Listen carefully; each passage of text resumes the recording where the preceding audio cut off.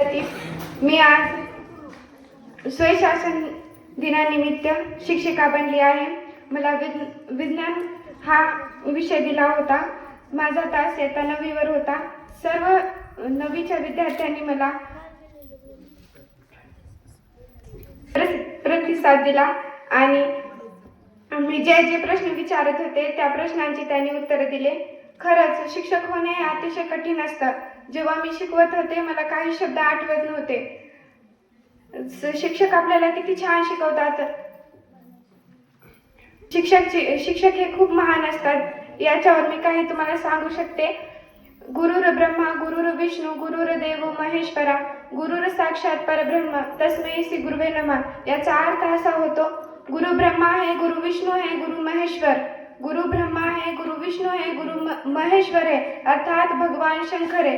गुरु ही परब्रह्म सर्वशक्तिमान है.